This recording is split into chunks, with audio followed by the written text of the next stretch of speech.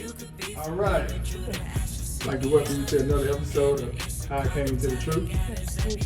Today we have Sister Victoria Harrell with us. I'd like to say good evening. And definitely like to thank you for coming out to share your story with us. Before I get started, usually what I like to do is I like to give everybody an opportunity just to introduce themselves. Okay. Oh, okay. You have the floor. My name is Victoria Harrell. From Atlanta? Yeah, no. Oh, no, you're not going to start over. It's all good. So, Victoria Harrell, where you from? Originally from Miami, but I grew up in Alabama too. Is that right? Mm-hmm, yeah. So, how long were you in Miami? Like 95. We were little. Yeah. Oh, is that right? Mm-hmm. Yeah. Oh, okay. We were So, young. y'all was kids down there? Yeah. Huh? You were kids? Yeah. You were in Miami? Mm-hmm. Yeah, we were Oh, okay. little. Yeah. So, how you end up in Alabama? I think my parents wanted to move because the crime was like so bad. Uh-huh. So we moved up to Alabama, like Ozark, Alabama. Mm-hmm. So that was like a country town. So Right. I think it was because of the crime, the reason why we moved up. Did y'all have any family or anything in Alabama, or they just? Yeah, aunts and uncles and stuff. Yeah, we have family in Alabama. Yeah. Oh, okay, Mhm. okay. So, how long you been in Atlanta? I want to say 2018. Oh, so you in Alabama? You were in Alabama from 95 to 2018? Really? Well, I moved to Savannah in 2017 for school. Oh, okay. Well, that's Yeah. just like the East Coast Alabama. Yeah, so. Oh, yeah. okay. Yeah. Okay. Yeah. Okay. So you like it? You like it here? It's growing on me. Yeah, yeah. It's taking some getting used to. Mm. Yeah. Well, I guess it will become home eventually. Yeah, I moved here because of the camps. Mm-hmm. So, because in Alabama at the time, I want to say, I don't think there was like a Hebrew Israelite camp. Uh-huh. So when I moved to Savannah, I was like, I probably need to move to Atlanta so I can like really keep the Sabbath and stuff. Okay. So that's really the reason why I stayed in Atlanta, was just for like the camps here. Okay. Yeah. All right. So before I go too far, I just want to address this right quick. So Okay. you don't gotta just yes or no. Okay. You found out about the truth in Savannah? No, I found out about it in Alabama. In Alabama? Yes. Okay. And so That's it before was you went to Savannah, right? Is that right? Mm-hmm. Yeah. So I was in Alabama. I want to say it was probably 2015 when I first came across the truth. Well, I say the truth found me, because I can't even tell you how I found that video. Oh, okay. Well, we'll get into that, Okay. but it was in Alabama. It was where in you saw it. Alabama. And then you end up going to Savannah. For school, yeah. And then you came to Atlanta. Then I came to Atlanta. Okay. All right. Cool. Okay. So I'll make sure I make a mental Yeah. note of that. Wow. Because Alabama is definitely not back. Well, I guess you could say it was taken off around 2015. Okay, then. I guess the truth, because right now it's exploding. So True. Yeah. But based on a few interview questions that I saw earlier, so you have a family of 13 kids. Yes, right? total, between my dad and my mom, 13. Is that right? And you say you live with 10 of them? Yeah, it was 10 of us that grew up in a house together. Wow. Now, was that in Alabama? Yes, Alabama, Florida, but mainly in Alabama. So how was that? Loud. Really? Yeah, I was the middle child. It was okay. It was always something to do. Yeah, I don't have any complaints. I mean, That's good. Yeah. But I'm saying it's pretty fun. Yeah, Your house it's with 10 fun kids. growing That's up with good. a lot of siblings. Yeah. Wow. Yeah. Are they still around today? I had a sister that passed earlier this year, but for the most part, yeah, we're all still close. Is that right? That's good. Sister that live in Japan, a sister that just moved back from Indonesia. So we're spread out, but we're still close. Okay. And that's still recording, right? You can look at it, that's fine. Yes. I just have to make sure it is. It Okay. is. If it goes off or you see anything different out the side of your eye, just let me know. Okay. So coming up with a family of 13, that's 10 in the house. That's really not strange to people around my age because Right. I saw that.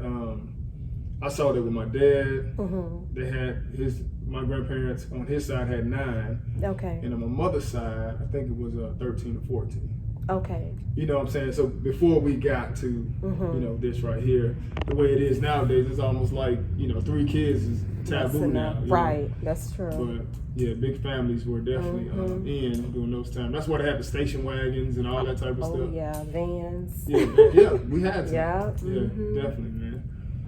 Well, so as you know, and you probably saw a few episodes, this is if you didn't, I'll help you through it, but it's a question at the end. I hope you know the answer to this question. It's simple though. Okay. But it's like when I ask the question at the end, it's kind of like people just kind of freeze up a little bit. But it's easy though. Okay. It's an easy question if you've been reading the Bible. Okay. Right. So you know, that's what these are about, how we came into the Word. Right. You know what I'm saying? And it's mainly for everybody, you know, just kind of give their story to kind of help people along the way. Right. That are mainly new to the Word, Mm-hmm. and even some people that may be still kind of having trouble throughout this walk, they can come back and look at Right. these videos and stuff to kind of see.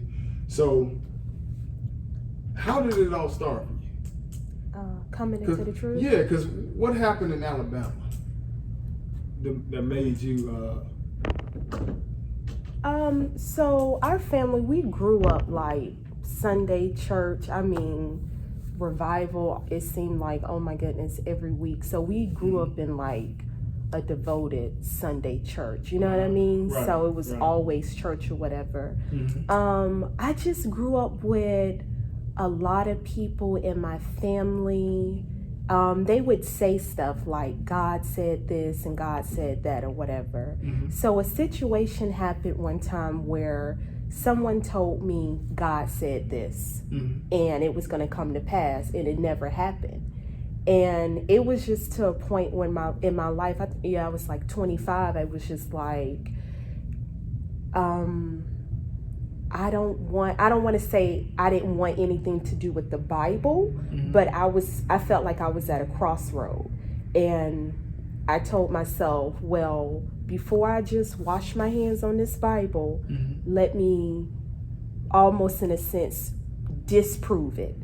So it was like I was going on this journey to kind of like get my own take on it before I just turned my back on it. Mm-hmm. Because like I said, it was just a lot of like, oh, God said this and God said this, and it never happened. And my dad had passed in 2006. Well, I'm glad you said that, because I saw your father pass, right? Mm-hmm. And I wanted to ask you, Mm-hmm. was that prophetic? I guess, you know, which didn't happen. Did somebody say anything about that, like he's gonna be healed or something like that? And I don't think with his death, but I did have a cousin who was dying, and it was told that God was going to heal her, and she never got healed. So it was a lot of things growing up that I would notice that it will be like, oh, God said this and God said this. And I just remember my dad will always tell us, and I think it's in Isaiah, that God's word cannot come back to him void. Yes, Isaiah 55. Yes, so I really do, like, I remember that. And so I just remember going to my sister's house one day, and she opened up the scripture. After somebody had told me, oh, God said this and it didn't come to pass, it was just like, I felt like my world was just, Now, you know what I mean? Now, was this before your father passed? This was after. After? Oh. Yeah, Wow. so this is after my dad passed. So you got a lot of stuff going on. Cause Yeah, I saw you said, as far as when your father passed, you kind of went. Yeah. Yeah. I guess kind of dealing with that. Yeah, it was hard. He died from cancer, so it's like you just, I was very close to my dad, so I would just, see him lose all this weight, see that he couldn't eat. I mean, just it was almost like the chemotherapy was worse than the cancer itself. Wow.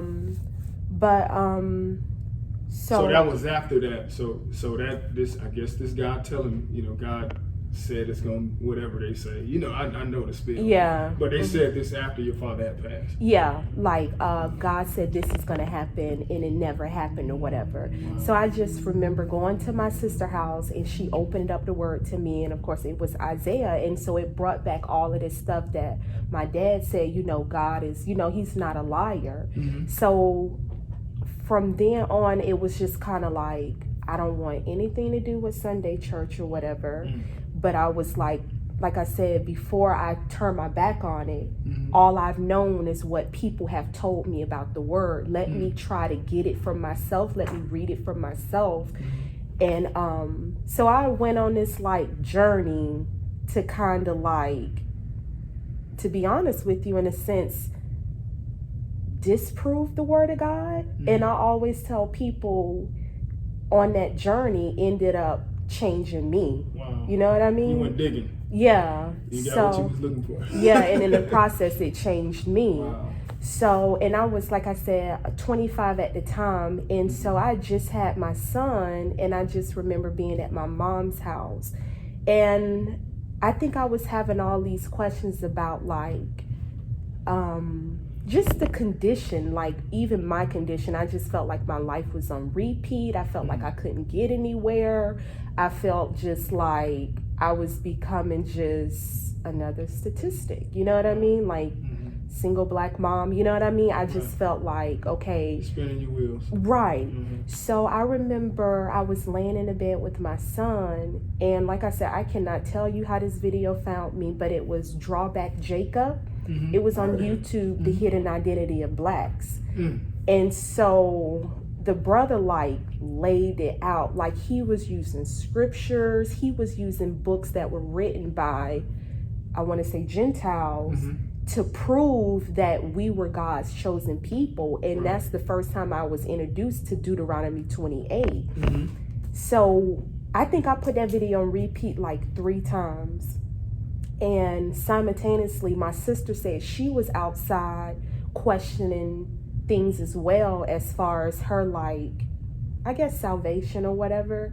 And so when I showed her the video, I showed it to my other siblings. My sister was just like, oh my goodness. It was just like, you mean to tell me? Wait, your sister was like that? Yeah, like, it was just like, wow. Like, just all the facts that he had laid out, it was just undeniable. You know what I mean? Like, proof. Right.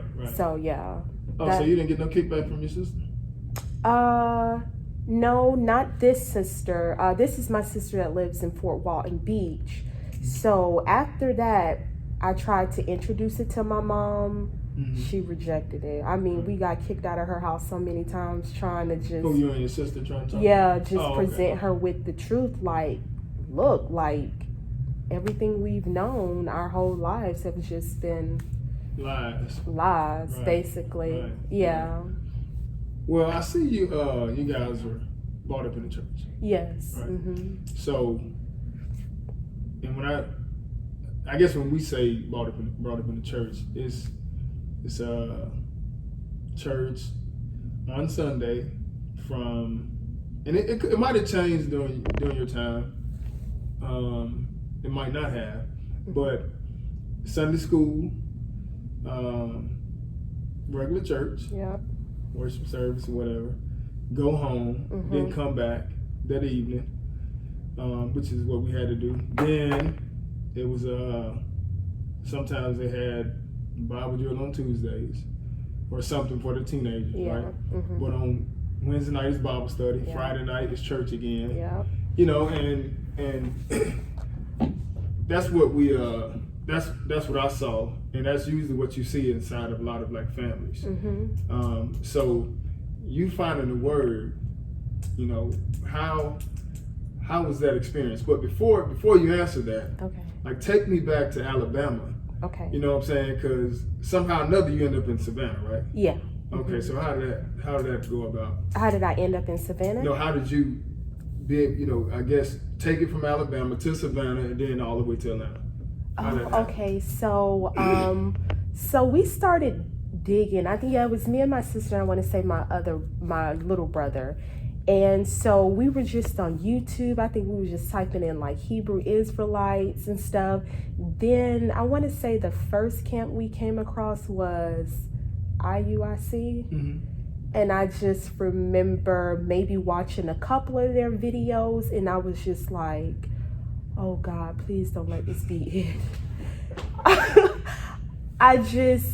Because it was just like, it was a number of things, because it was just like, it was just really aggressive. Yeah. Mm-hmm. And I think it was just, me just praying like, okay, please don't let this be it. Mm-hmm. Then realizing like, okay, Jesus, he was coming in love. So how, you know what I mean? Right. Like, how can these brothers be walking in love, being like this? So yeah, because you would have to change your personality up also. That's what you're gonna follow. Some people ain't cut out like that. Yeah, I tried it and I just couldn't do it. Yeah, the way they were like talking to women on the streets and stuff, I was just like, oh, please don't let this be it. Then I want to say we came across Brother Bowie videos. Mm-hmm. So I just remember watching those online. Then I got the call to go to school in Savannah.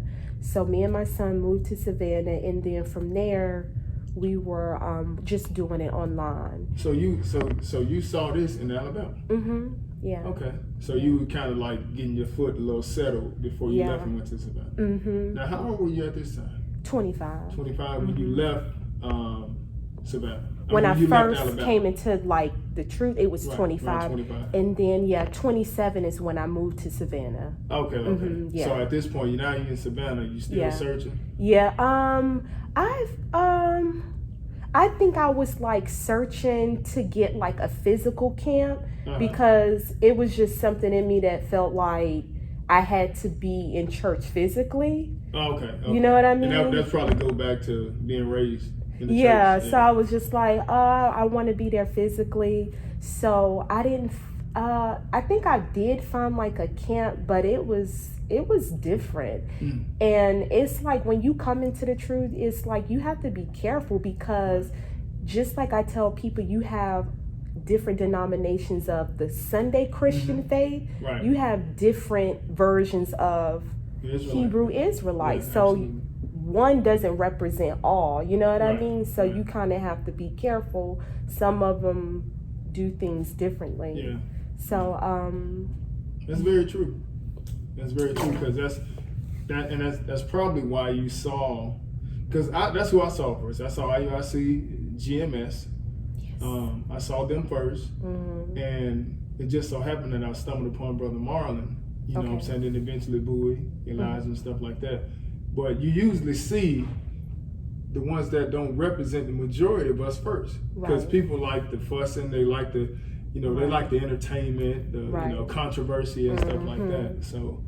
So you're right about that. You definitely have to, be mindful about what it is you're watching. Because if you get stuck right there, man, you got to really change your mentality. You got to become that goon. Like, I ain't saying they goons. I'm just saying you got to get. It almost feel like you got to get thugged out. Yeah. You know what I'm saying? To be a part of that. You know what I'm saying? Yeah. So it's good you had that question in your mind about, wait a minute, God's supposed to, be about love. Yeah. So now you're in Savannah, right? Mm-hmm. So now you feel like you got to be inside of a physical location. Yeah. So what happened from that point? So when I finished with the program on campus, we could pick where we wanted to go to do our clinicals. So I chose Atlanta, and then I started going to IOG in Stone Mountain. Oh, okay. Yeah. So at that point, now you have somewhere physically to go. Yeah. And that's good. Yeah. That's good, because it's always good to be able to fellowship. Yeah. You know what I'm saying? I know things sometimes in the church don't always be what we expect. Right. But you have to, you just got to focus on what you have to do. Right. Because you got to realize you just got a bunch of people that's trying to change.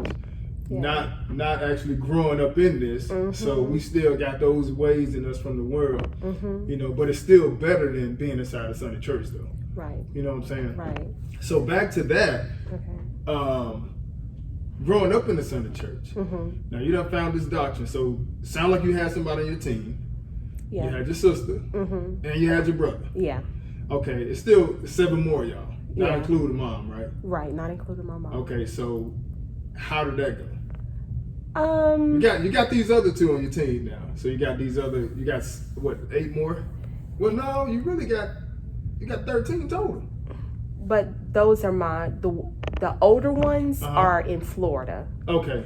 So, well, one I believe lives in Ohio, but the ones that grew up in the house together, I'll just deal with them because, like I said, we all grew up the same way.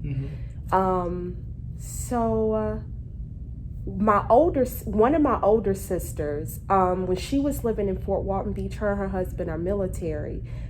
Before I even came into the truth, she was the first one to kind of approach us and be like, the laws are not done away with. I wasn't. This is Yolanda. This is one of my older sisters. This is the one I went to her house and she read me Isaiah about God's word couldn't come back to him void. So her and her husband were already kind of like on their journey of searching for the truth, but they were going to a synagogue of like the fake Jews. Yes, those. So they were going. They were acknowledging the Sabbath. I'm gonna say that because. There, they were still cooking on the Sabbath. Right. That synagogue, they were still, you know what I mean? They was starting out seeking. Yeah. So initially, she had brought that to us about, the laws are not done away with, but I wasn't like listening. You know what I mean? They didn't register to me or whatever. And this sister, I would say the main difference is that they don't agree with the name Jesus. So that's where the line is kind of drawn at. Yeah, with them. So what did they go into like the Yeshua? Yeah, Yeshua. Yeah. Is that right? Yeah. Crazy thing about that is a translation from Jesus translates from Yeshua. So many people don't know that. Oh, okay. But it's all good. You got to deal with them slow, man. Yeah, she just don't agree with the name Jesus. Right. You know what I mean? But funny story is like this was probably, I want to say, I was probably like 23 or something like that. I'm not sure. But I remember going to the synagogue with them on a Saturday. And I just remember the guy who called himself a rabbi acknowledging some people that were from Israel. And, they would say, oh, this is God's chosen people. Right. And I just remember like in my heart saying, I would give anything to be called God's chosen people. Like, I just remembered like that being in the depths of like my spirit because I was just thinking like, wow, what an honor for people to be called God's chosen people. Mind you, this is years before I even came into the truth. Right. You know what I mean? Right. So it was like I had a prayer in me and I didn't even know what I was praying. I just knew I was just like, wow, what an honor.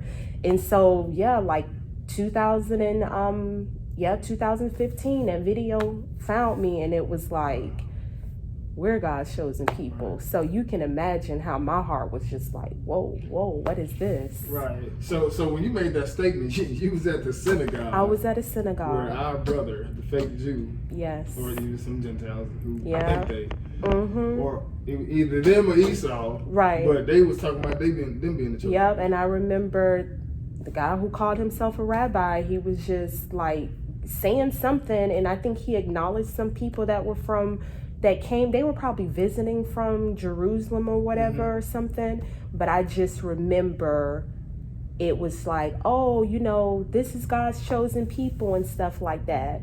And so I just remember saying that in my heart, like, I would give anything to be, you know what I mean? Well, you gotta give your life because the Lord showed it to you. Right, I was just like, wow. He showed it to you. We still on right there, right? Yeah. Okay.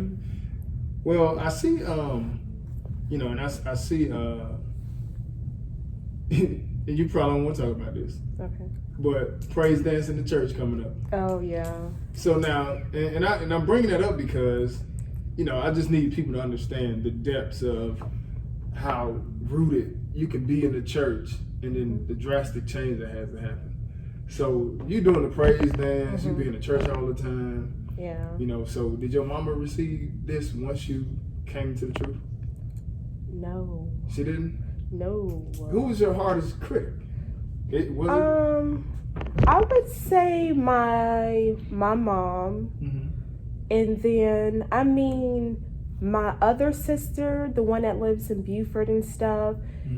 My other siblings, like now, they're kind of like, they'll be like, oh, you know, they'll make accommodations. Oh, this don't have pork in it, or we got, you know what I mean? So now they're pretty much coming around, but no, like I just remember my mom, like she would like literally kick us out her house because we would just start throwing away like her Christmas stuff.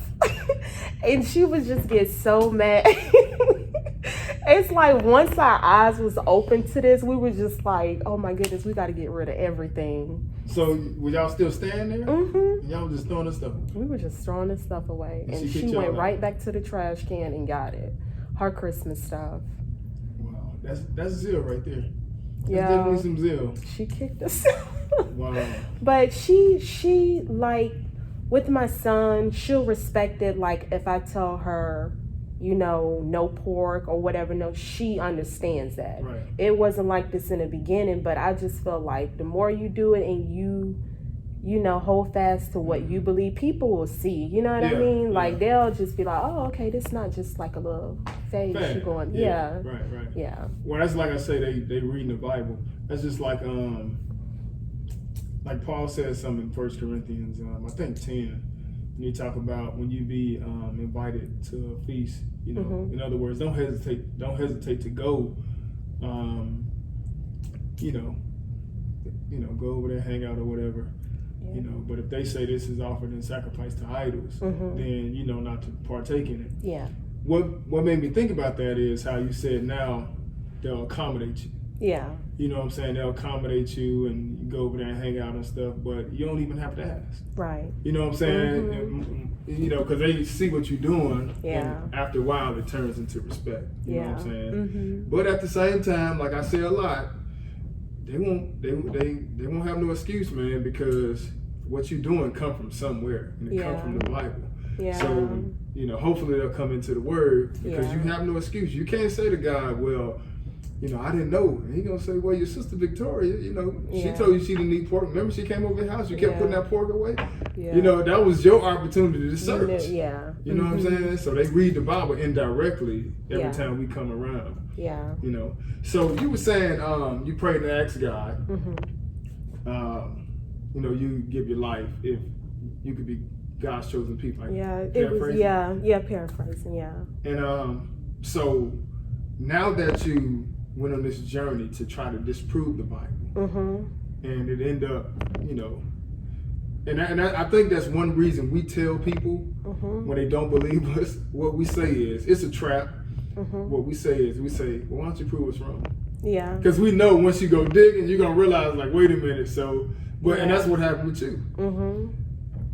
But in addition to that, how was it when you saw Israel in there? You know, because the Bible, for the most part, you know, it does have the morals, the values, and stuff like that. You know, want to raise your family, marriage. You know what I'm saying? Just being a good person. This is what most people. This is how they live their lives. Based on Proverbs, based on Ecclesiastes, you know what I'm saying, and Psalms, and you know the stuff that make you feel good, and you know the doctrine of how I can treat my neighbor and stuff. A lot of people overlook who God is talking about throughout the whole Bible, from Genesis to Revelations, right? So once you saw that, what happened once you saw and realized who it was talking about in the Bible?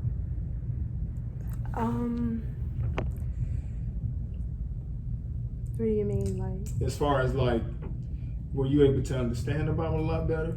Oh yes. And then it talks about how you're supposed to fear the Lord initially, and then you know what I'm saying. So I knew, I was just like, well, let me, you know, put it in my mind to just do what the Lord wants us to do, like keeping the commandments and stuff like that. And so I just felt like, well, if if I strive to be obedient to what God is asking me to do, then he'll do more. You know what I mean? Right. Like he'll add more or whatever. Mm-hmm. So I want to say one thing, it was like keeping the Sabbath, like coming into the truth. Mm-hmm. That was a difficult thing for me because Really? it's like your whole life I've always done stuff on a Saturday. So that was your obstacle. Huh? That was one of your obstacles. Yes, keeping a Really? Sabbath. And so and I remember I was working at this like manufacturing place where I was doing like quality inspection and stuff like that.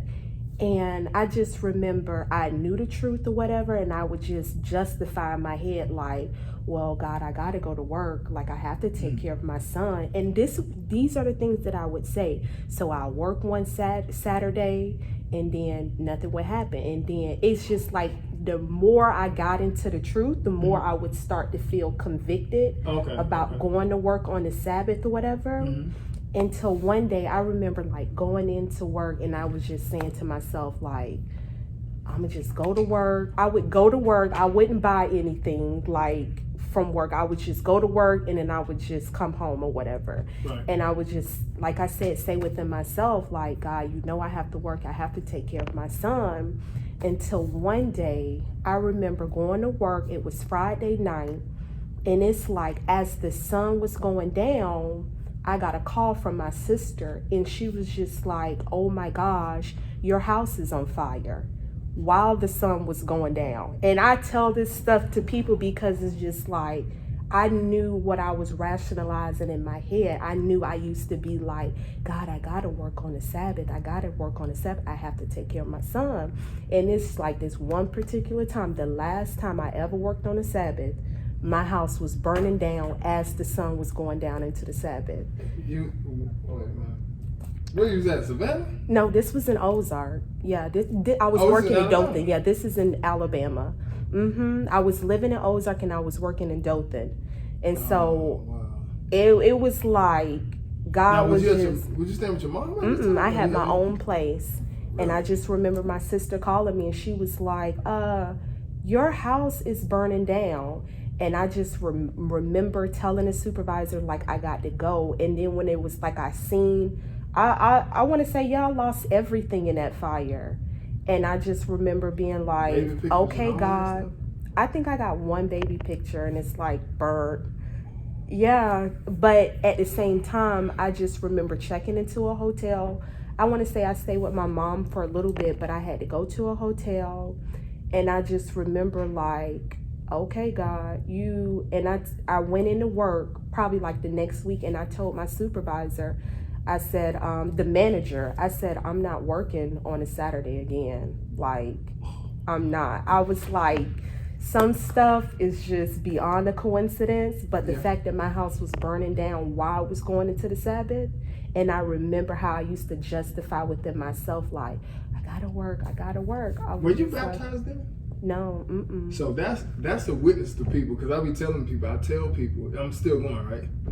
Okay, I tell people, you know how sometimes I talk about, they hesitate on getting baptized, and I be like, well, it don't matter, because you sitting up here getting this word, the Lord he ain't gonna play with you, like he gonna get you, so you might as well just go and get married, you know what I'm saying? But dang.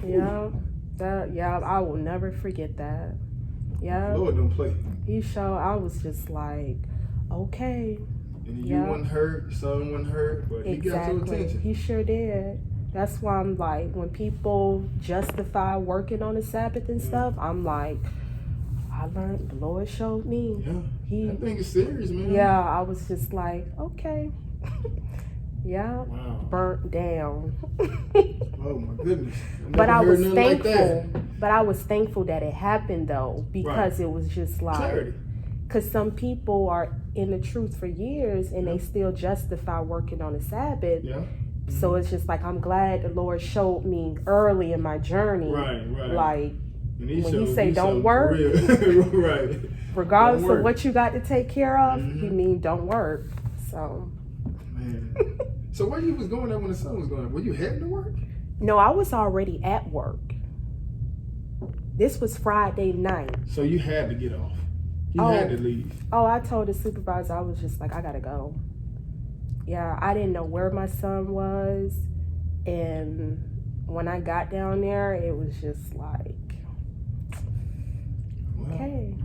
That's definitely a lesson. And I hope, somebody pay attention, man. If not a few, at least one person pay attention, because that's definitely serious, man. And it's like, it could be your life. Yes. You know what I'm saying? So the Lord, how you talk about in Hebrews 12, he chastises those he loves. He'll do things like that. I'll get you back straight. I'll get you another house, but I'm gonna need you to do this right now. Right. Let you know I ain't playing. So like you said, man, there are some people in the truth, man, just kind of they justify in their mind, and you don't want to see God. Like, you don't want to make him upset, man. Like, so that's great. That's a great testimony. You know what I'm saying? Yeah. For somebody who may be trying to figure out if it's okay, because it's not okay. It's not okay at all. If he said that, remember the Sabbath day to keep it holy, and one of the things he said no work. No work. Like, how can you can't justify that? You know what I'm saying? But just like with that story right there, you know what I'm saying? Like, if you on the fence and you doubting, pay attention to Sister Victoria's story, man, because the Lord don't play. And you don't want your house to get burned down, or he'll do something else. Worse, That's just how he is, man. That's why I say, look, leave the sleeping giant alone. Don't wake him up. don't put yourself in harm's way. Yeah. Keep serving God to the best of your ability, and keep the Sabbath. Yes. Like, keep the Sabbath, man. Yeah. So now that you got it, now that you came into the Word, you've been dealing with it for some time. How, what can you see in your life, as far as it changed, and how has it impacted you? I just don't feel like my life is on this continuous loop of nowhere. Like I said, before I came into the truth, I just felt like my life was just on repeat. Like, I couldn't get anywhere. Like, it was just, it seemed like every season it was just, I just felt stuck. You know what I mean? Like, dealing with the same spiritual attacks or whatever. But like, since coming into the truth, like, the things I don't deal with, oh my goodness, it's just a complete difference. Yeah, it's a complete difference. Yeah. Oh, it's so much. Yeah, it's a complete, it's yeah. Well, that's good, man, because that's one thing he's going to do. It's going to change your life, you know what I'm saying? And just change everything about the way you look at it. Yeah. As opposed to it just being like a revolving door.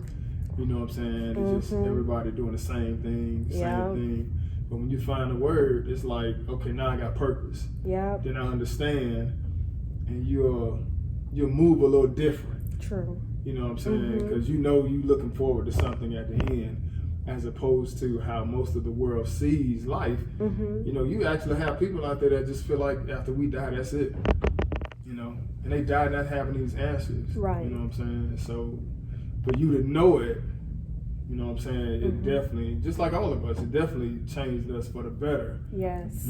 Yeah. Okay, nobody say, that's the only thing that changed me. Yeah. You know what I'm saying? The word. Nothing else could do it. Exactly. But I think I had those same questions. Like, man, what is this all about? Right. You know what I'm saying? Like, this all we're gonna, I think I asked God, I was like, Lord, why are you gonna let them kill us like this?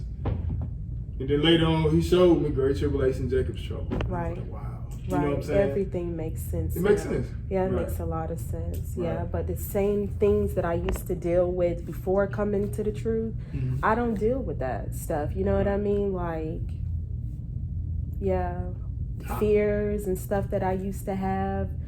Didn't think I was going to be okay with my son. It's just like, wow, God is really taking care of us beyond my imagination. Yeah, God is really taking care of us. Right, that's a blessing. Great to hear that, man. Because he'll do it.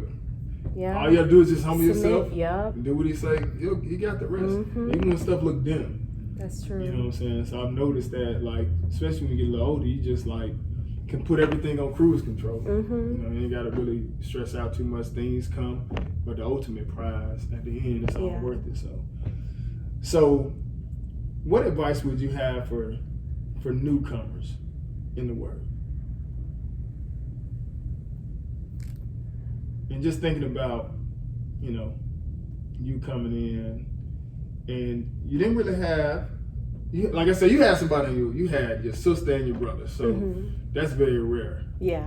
Some people just have themselves. Right. You know what I'm saying? And a lot of the, like the Bible say, your foes, your enemies, gonna be there of your own household. So some people have to deal with that. Right. You know what I'm saying? Especially you may have a young woman with a child coming into the Word. Yeah. Probably feel like she's just out here by herself. You know what I'm saying? Or just somebody in general. Anything that you can pass along.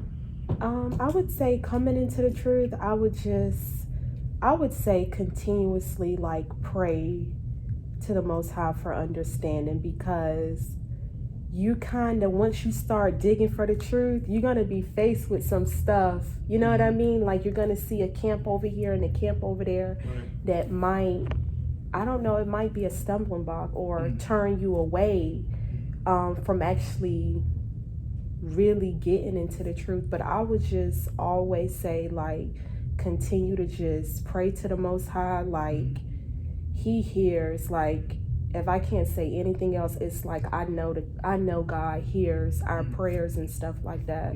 So just continue to just seek the truth, get in your word, and ask for understanding. Yeah, that's great advice, man, because that's what you need more than anything. Yeah. You know what I'm saying? You're going to have things like pulling and tugging you in different directions, when you're in the Word. Before we get done, I just want to ask you, how were you able to deal with your father passing? Deal with it. Because how old were you when he passed? I was 16. Oh, so you was a kid. Yeah. Oh, man. And there was a lot of us left, too. I want to say 5 was pretty much gone. And so it was 5 more left in the house. It was very hard. Deal with it. I don't think I dealt with it when I was a teenager. Just kind of like ignored it a little bit. Yeah. Right. Yeah. I mean, that makes sense. Because that's what... Partying. Yeah. I felt like, to be honest, I felt like my mom should have put us in counseling or something, because we were too young to kind of, first you see your dad dying, you know what I mean? Right. So you still have these images and stuff, and then of course you probably questioning God and stuff. You're not wise enough to understand death, you know what I mean? Right. So I just think I kept busy. Like, since I was the oldest one left in the house, I was just really keeping busy while my mom worked. Oh, so you the oldest one left in there? Yeah. Oh, really? So everybody else had moved out? Yeah, they were pretty much gone. Oh, man. So did you guys were you still going to church a lot at that time? Were we? I don't think so. I think we were. Like, we probably picked it back up. Oh, okay. Yeah, I think really? we probably picked it back up. Yeah. Oh, okay. Now, did your dad go a lot? Huh? Did your dad go to church a lot? Yeah, and it's not crazy. But so I want to say earlier this year, my younger sister, they ended up finding a book that my dad had, like you have like scriptures and Bible notes and stuff you take during class or whatever. Right. And in that book, he was talking about how the pagan roots of like Christmas and stuff. And I just remember growing up, like my dad, he just seemed like he was, even though he was in Sunday church, there were certain things like we couldn't bring a Christmas tree in our house. It was just certain things he knew, and I always kind of felt like, and I used to, beat myself up about it when I came into the truth. I used to be like, God, I just wish my dad was presented with this. Right. Because just looking back, I kind of felt like he was already kind of like knowing, especially about Christmas and stuff like that, and couldn't bring Christmas trees in our house, and he just knew stuff. You know what I mean? Right. Well, and that's why I kind of asked about it, because first off, I wanted to pay respects. You know what I'm saying? I didn't want to just brush over it like that. You know what I'm saying? But I also wanted to know, like, did he, like, were there any signs or anything in there that kind of came back to your memory once you got older? Yeah. And it's crazy that, you know, he wasn't allowed a Christmas tree in the house. Yeah. So that means your mom, when your father passed, she brought a Christmas tree. Yeah, I just remember growing up, like, they were kind of, first of all, my mom was the preacher. She was over the church, and my dad was the deacon. So seeing stuff like that, now that it's like your eyes have been open and you're just kind of like, oh, it was a lot of stuff out of order. I just remember that. And even though, see, my dad thought Sunday was the Sabbath. So we couldn't go outside on Sundays. We were very strict when it came to Sunday. We couldn't. Y'all probably could have. Probably so. Yeah, I just remember he wouldn't let us do stuff like on Sundays. Like, we couldn't go outside and play, but he thought Sunday was like the Sabbath day. And so I used to have to like deal with myself and be like, well, you know, only God knows, because I just felt like, man, I wish my dad was exposed to this truth. Right. Well, you think about it, man, especially in Alabama, you know, it's not too common. Yeah. You know? And then on top of that, a lot of people haven't been introduced to the word. Right. You know, and this generation that's coming now is like the Lord is just pouring it out on them, you know. So with people who passed before us, you know what I'm saying, before now, a lot of people didn't even have this, you know, this information available. Like, I'm sure you've seen over the past, 6 years since you came in 2015? Yeah. I'm sure you've seen this explosion. Yeah. You know what I'm saying? So just imagine, like, back 10, 20 years ago, it wasn't even like that. Right. You trying to dig, but like I was telling the brother last week, that the internet wasn't as prevalent as it is now. Right. You know, so God to have mercy, who's gonna have mercy. True. If everybody was gonna hit the lake of fire, then there wouldn't be no need for judgment day. Right. You know what I'm saying? That's true.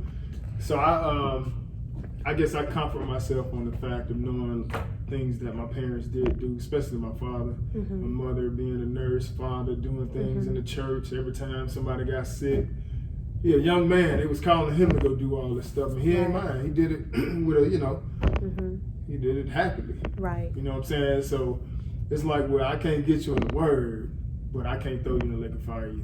Right. Some of the things you do, I wouldn't dare do. Right. Calling me to come help you and help the old lady out and take it to, oh no, I ain't doing that. I need to work on getting there though, you know what I'm saying? Yeah. But I know God be looking at that type of stuff, so I can't just, likewise, you have to just be confident in the fact, hey man, well hopefully his good outweighs bad, you know what I'm saying? Yeah. But thank you for, you know, you're welcome. I just want, like I said, I didn't want to ignore it, you know what I'm saying? Yeah, thank you. I didn't want to definitely ignore it. So, now that you're in the Word, okay. All right, so of course you know it's a lot of different religions around the world, right? So with so many of them around, what type of impact do you think it would have on the nations in the world if they had an understanding of the Bible? Like, how do you see the world if everybody understood the Bible in this day and time? Not when the Lord get back, because we know how it's going to be when He get back. It's going to be crazy peace. Right. But what if everybody was like, you know, had a better understanding on the Bible? Now, how can you imagine? I just think it would be like order. Yeah, I think it would be a lot of order. Now it just seems like it's so much chaos and people don't have a regard for human life anymore. You know what I mean? Right. So I just think if people had an understanding about, you know, there's nothing wrong with not killing somebody. You know what I mean? There's nothing wrong with, you know what I mean? Right. keeping the law and stuff like that. I just think it would establish like a lot of order back in society. That's a great answer, man, because it used to be order when they had the commandments in school. I think the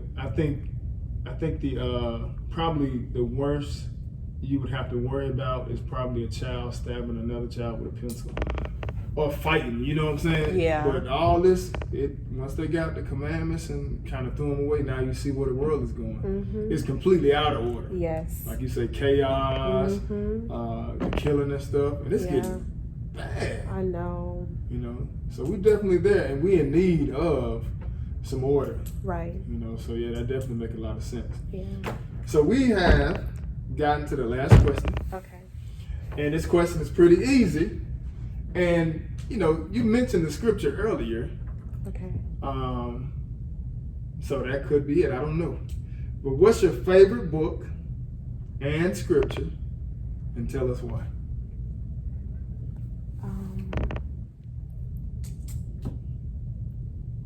Don't feel bad. Oh, it's so, this is on the spot. Okay.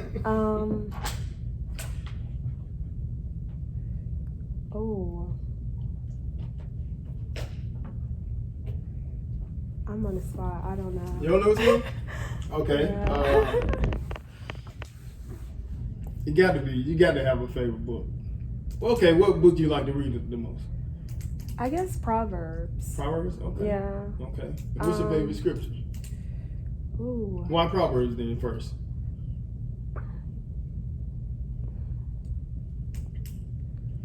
There's no right or wrong answer. I don't want to say it's easy to understand, but it's simplicity in it. You know what I mean? Like, in a sense, it teaches you to. I mean, how can I put it? Yeah, it teaches you how to live your life, but it's not. It's not complicated. Yeah, it's not complicated. It's a guide. Yeah. Yeah, that's what Proverbs is. Yeah. Definitely a guide, man. That's what Proverbs is. That's why so many people read Proverbs like that's not in the truth. Okay. But when you get in the truth, you can understand it so much better. You know, because it talk about Proverbs 4. Talks about I give you good doctrine, forsake ye not my law. Okay. You know, but people don't want to read that part. But when you come into the truth, it's like it all makes sense. all makes sense. You know what I'm saying? Yeah. So do you have a favorite scripture?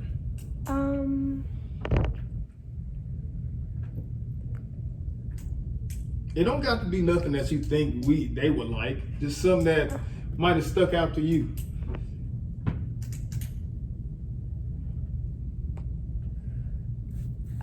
I don't think so. You have none? You know what I thought it would have been?